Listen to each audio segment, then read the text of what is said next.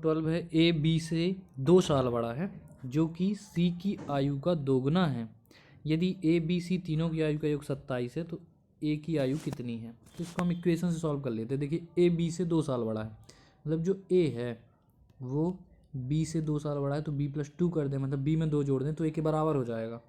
और ये जो कि लिखा हुआ है ये बी के लिए लिखा है ना, बी 2 साल बड़ा है बी से ए, और बी सी की आयु का दुगना है, मतलब बी जो है वो सी की आयु का दुगना है, मतलब बी बराबर 2c हो जाएगा। साथ ही तीनों की आयु का योग दिया है ए प्लस बी प्लस सी, ए प्लस बी प्लस सी बराबर 27। इतना सब कुछ दे दिया है, बस अपन को क्या करना है, ए बी सी के मान निकाल लीजिए। निकालना है ए की आयु, निकालना है ए का मान मिल जाए। कुछ मत करें अपन लोग, क्या करें 2c यहाँ पे रख देते हैं। तो ये इसको देखिए b प्लस 2 है, a का वैल्यू रख देते हैं b प्लस 2, इसको यहाँ पुट करते हैं तो a की वैल्यू रख देंगे b प्लस 2 प्लस b।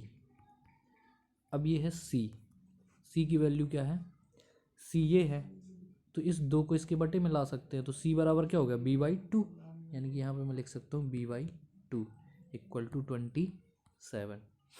ठीक है, तो ये कितना हो जाएगा, ये हो जाएगा 2b, ये 2b हो जाएंगे b प्लस b, ये और ये हो जाएगा 2b प्लस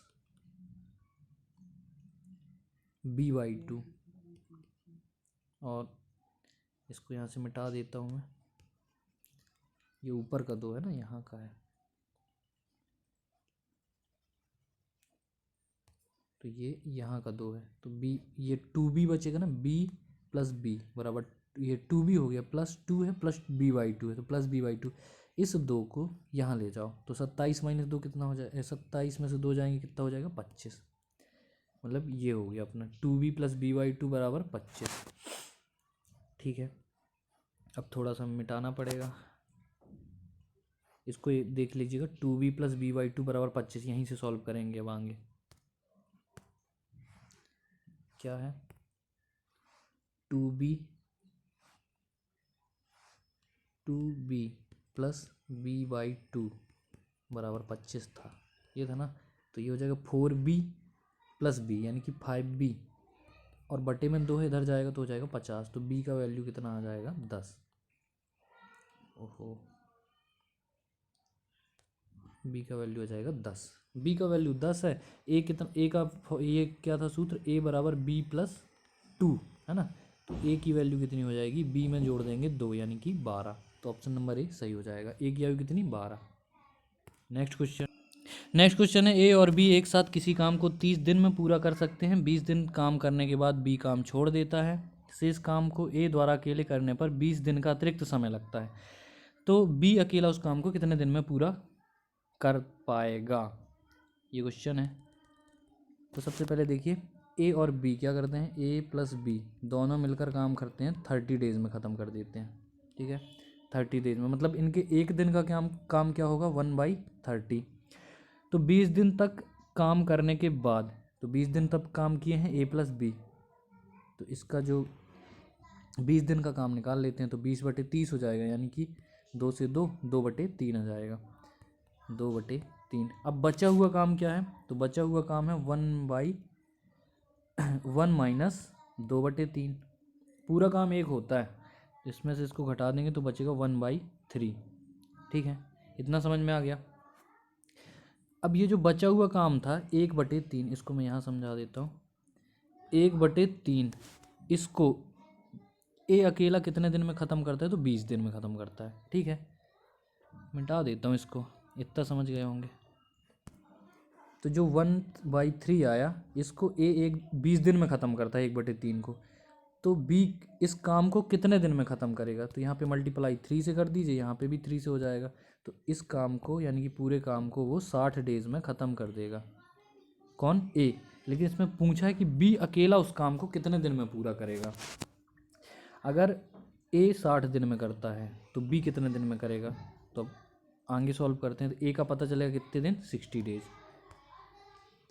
ए प्लस बी क्या था 30 दिन, ए कितने दिन आया 60 दिन। ठीक है। तो इसका जो एलसीएम आएगा वो कितना आएगा 60। इन दोनों के ए प्लस बी के एक दिन का काम क्या है 2 यूनिट। ए का एक दिन का काम क्या है 1 यूनिट। मतलब इस 60 में से जो ए ने काम किया है वो 1 यूनिट किया है और दोनों ने मिलकर 2 यूनिट काम किया है। तो बी का एक दिन का काम निकालेंगे तो क्या करेंगे, इसको माइनस कर दें, मतलब कि ए प्लस बी में से ए को माइनस कर देंगे तो इसके एक दिन का काम आ जाएगा 1 यूनिट। बी का एक दिन का काम है 1 यूनिट, तो 60 यूनिट काम करने के लिए बी को कितने दिन लगेंगे 60 गुणा 1 यानी कि 60 दिन। ठीक है, answer number A. Next question है, एक व्यापारी 4800 रुपये के अंकित मूल्य की एक वॉशिंग मशीन को 15% और 5% की क्रमिक छूटों यानी कि सक्सेसिव डिस्काउंट पर खरीदता है। 124 रुपये उसके परिवहन पर खर्च करता है, इस 13% के लाभ पर बेचता है, तो वॉशिंग मशीन का विक्रय मूल्य क्या होगा, ये निकालना है। तो सॉल्व करते हैं। सबसे पहले जो सक्सेसिव डिस्काउंट वाले क्वेश्चन होते हैं इस पे हमको बट्टा निकाल लेना चाहिए, सक्सेसिव डिस्काउंट निकाल लेना चाहिए। मतलब 15% को क्या लिख सकता हूँ मैं 15/100 यानी कि 5 × 15 और 20 × 5 100, 3/20 हो जाएगा। इसी तरह से 5% को क्या लिख सकता हूँ 1/20। इसका मतलब ये हुआ कि इसका जो मार्केट प्राइस था वो था 20 रुपये, लेकिन मैंने इसको खरीदा कितने में है, तो 20 में से 3 रुपये डिस्काउंट मिल गए तो 17 रुपये में। इसी तरह से इसमें 20 रुपये क्या है,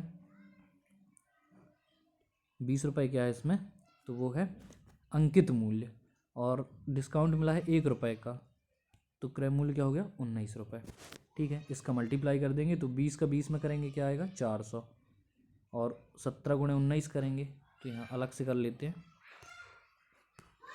ये आया है यहाँ पे हमारा 400 आ गया है और यहाँ 17 × 19 करना है ना, 17 × 19 तो 19 7 133 की 3 हासिल की 13, 19 से कम 19 32 हो जाएगा, 3 2 3 300 सही, 19 7 133।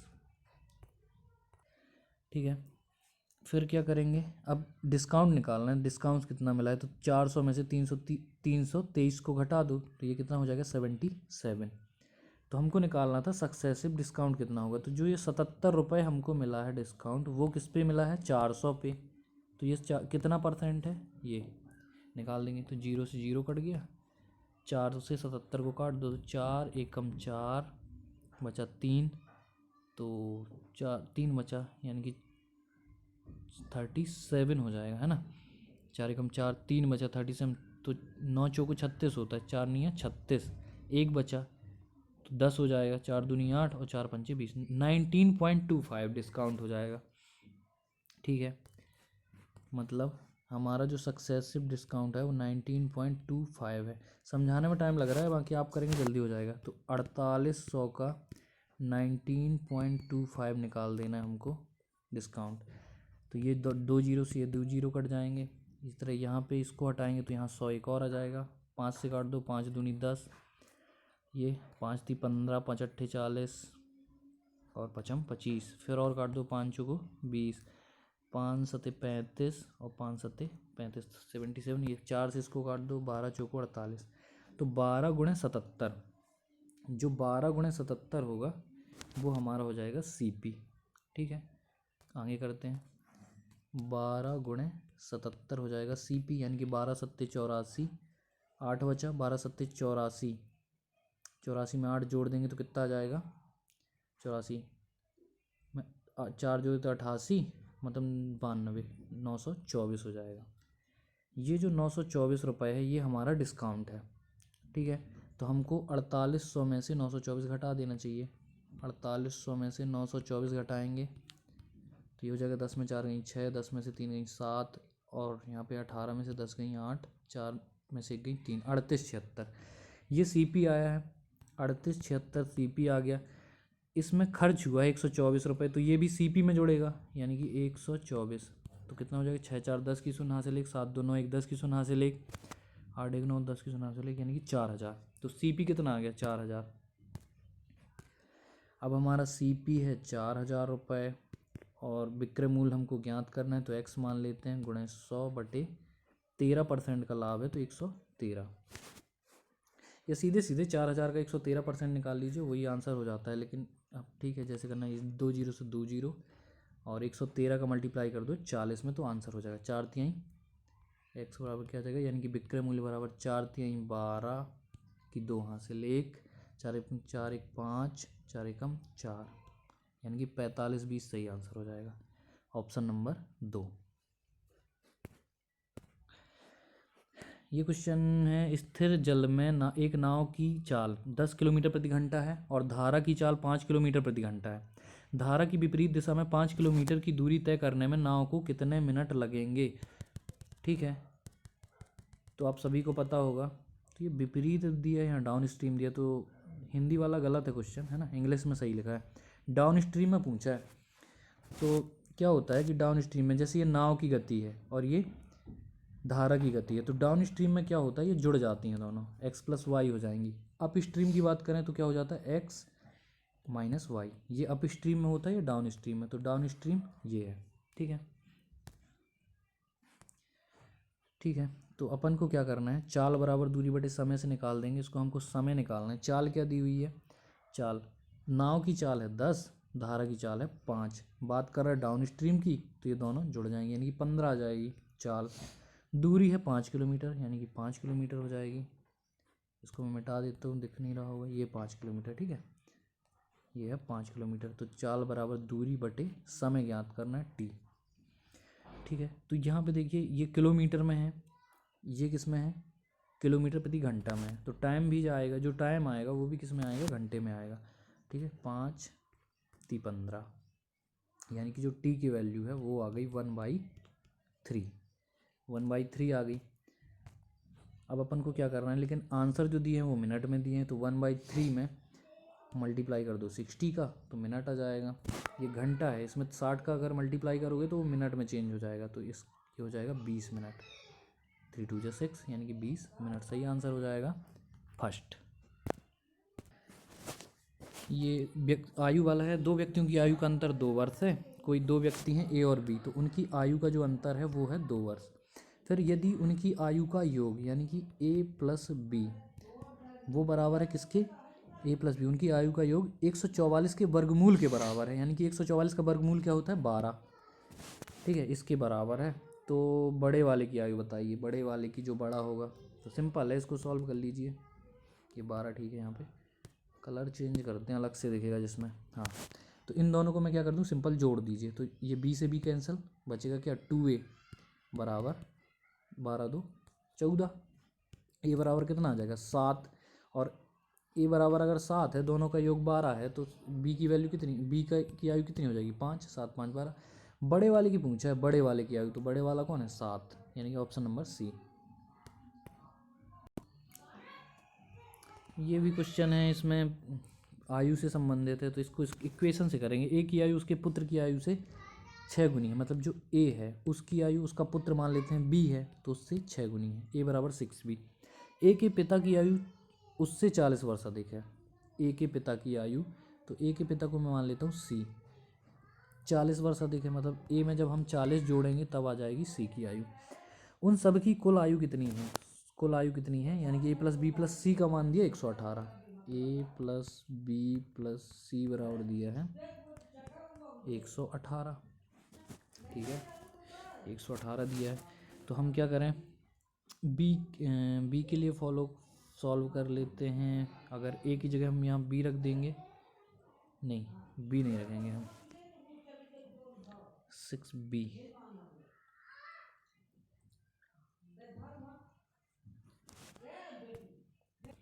तो इसमें हम क्या करते हैं, सी की वैल्यू को पुट कर देते हैं यहाँ पर, तो देखिए क्या हो जाएगा, सी की वैल्यू पुट करते हैं, तो ये हो जाएगा a प्लस बी प्लस सी की जगह पे आ जाएगा ये a प्लस 40 बराबर 118। ठीक है, तो ये a और a कितना हो जाएगा, 2a हो जाएगा, यानी कि ये 2a हो गया, और प्लस b, ये 40 से इधर माइनस हो जाएगा, उस तरफ जाएगा तो माइनस हो जाएगा, तो 100 में से 40 घटा दो कितना बचेगा, 60, और ये 78 हो जाएगा, 78। तो दो इक्वेशन हो गए ना हमारे, एक 2a + b = 78, एक a = 6b है। तो a की जगह हम 6b लिख दें, मतलब यहाँ पे कितना आ जाएगा, a की जगह पे 6b रखना है, मतलब यहाँ पे 6b रखना है। तो ये हो जाएगा 6 दूनी 12b और 12 और 1 13b।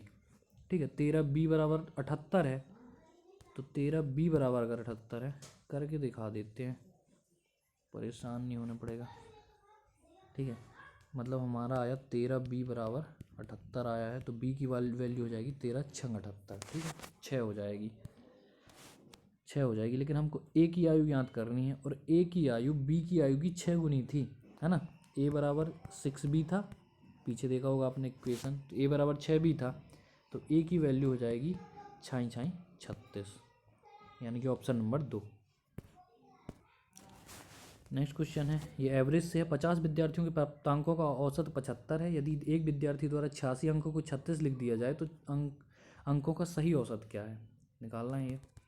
ठीक है, तो 50 विद्यार्थियों का जो औसत है 75 है, तो हम सीधे सीधे अंक निकाल लिया करते हैं। ठीक है, तो हम क्या करेंगे, 75 × 50 कितना हो जाएगा, 55 25 2 5 7 35 36 3750 हो गए, ये अंक हैं। ठीक है, लेकिन क्या किया है कि 86 की जगह पे उसने 36 लिख दिया है। तो 86 की जगह पर 36 लिख दिया है, तो ये जो प्राप्तांक होंगे वो कम हो गए होंगे। कितने कम होंगे, तो वो निकाल लेते हैं। 86 में से कितना 36 घटा देंगे, यानी कि आ जाएगा 50। तो ये 50 कम है। अगर इसने 86 सही लिखता तो यहाँ पे +50 और आता है, यानी कि वो आ जाता 3800। ठीक है, सिंपल सा 3800। तो सही औसत निकाल देना, मतलब 3800 को डिवाइड कर दीजिए 50 से, जो आए वही आंसर है। 0 से 0 काट दो, 5 से इसको काटेंगे तो क्या आ जाएगा, 5 7 35, 3 बचा, 5 छक्का 30, यानी कि 76। राइट आंसर है बी। नेक्स्ट क्वेश्चन है, 15 लोगों के एक समूह में लोगों की औसत आयु 45 वर्ष है। 15 लोगों में 45 वर्ष है, तो सीधे सीधे 45 × 15 कर दो। 15 × 75 की 5 हासिल की 7, 15 चौको 60, 60 और 675 हो जाएगा, 67 है ना। ठीक है, 675 हो गई। जो आयु हो जाएगी, ये औसत आयु 45 है 15 लोगों की, तो ये टोटल आयु आ जाया करती है। 2 व्यक्तियों के निकल जाने पर औसत 5 वर्ष घट जाता है, सॉरी बढ़ जाता है। तो अगर बढ़ रहा है औसत, तो ये 45 था, अब कितना हो जाएगा 50, सॉरी 40 लग गया, 5 बढ़ गया औसत तो 50 हो गया। लेकिन 2 व्यक्ति भी तो निकल गए, तो यहाँ पे कितने बचे 13, मतलब इनकी टोटल आयु क्या है, 13 × 65 650। तो इसमें ये बताना है कि जो निकलने वाले दोनों व्यक्ति हैं उनकी औसत आयु, तो पहले उन दोनों की आयु निकाल लो। तो ये हैं 15 लोग, ये हैं 13 लोग। 15 में से अगर 13 लोगों की आयु को घटा दें, ये घटा दें तो कितनी, 2 लोगों की निकल आएगी। तो 675 में 650 घटा दो, कितना आएगा 25। 2 लोगों की आयु तो 2 से भाग देना, क्योंकि औसत निकालना है। देखो औसत, तो 25 का आधा क्या होता है 12.5, यानी कि 12.5। सही आंसर हो जाएगा 12.5, यानी ऑप्शन नंबर 2।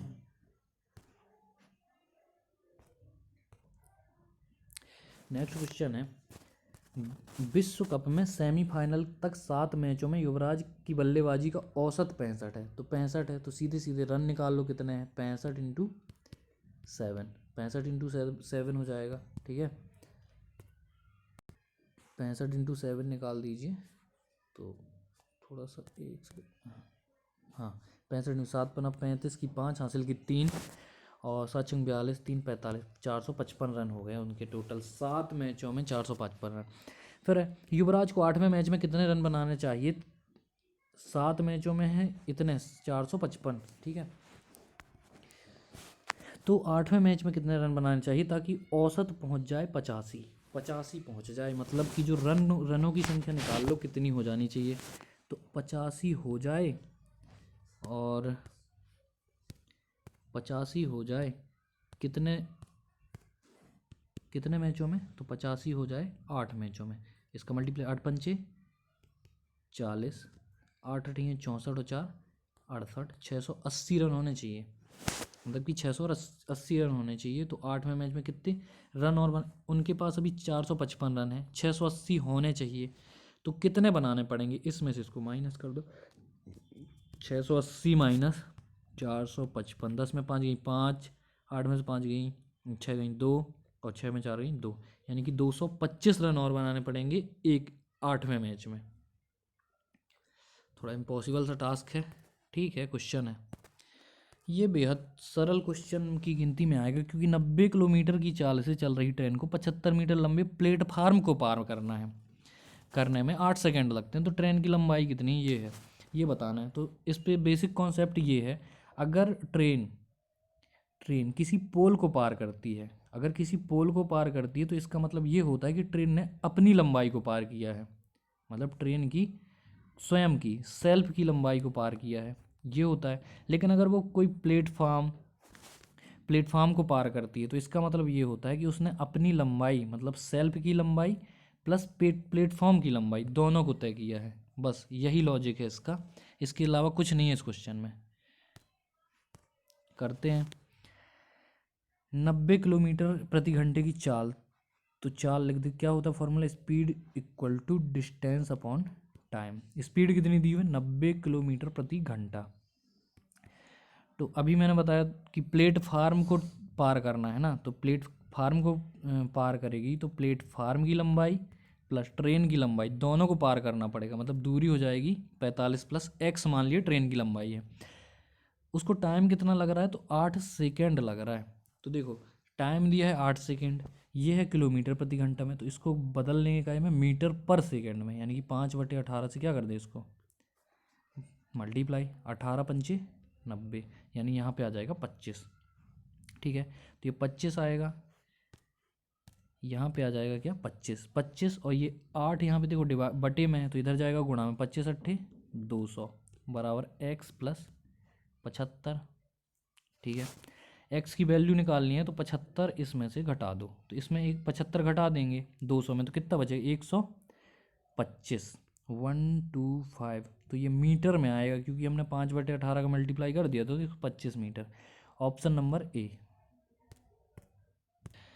ये क्वेश्चन है, इसमें तो ये निकालना होता है कि कौन सा जो है समान नहीं है, लिखा होगा इतना सारा, नज़र का खेल है बस इसमें।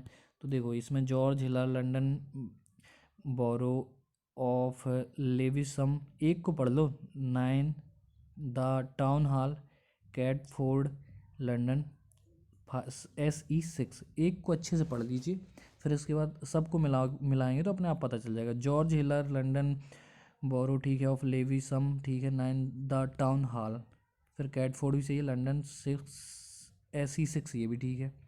इसमें तो जॉर्ज हिलियर सही है, लंदन बोरो ऑफ लेविसम ठीक है, 9th टाउन हॉल ठीक है, कैटफोर्ड लंदन SE6 ठीक है, ये भी ठीक है, जॉर्ज हिलियर ये भी ठीक है।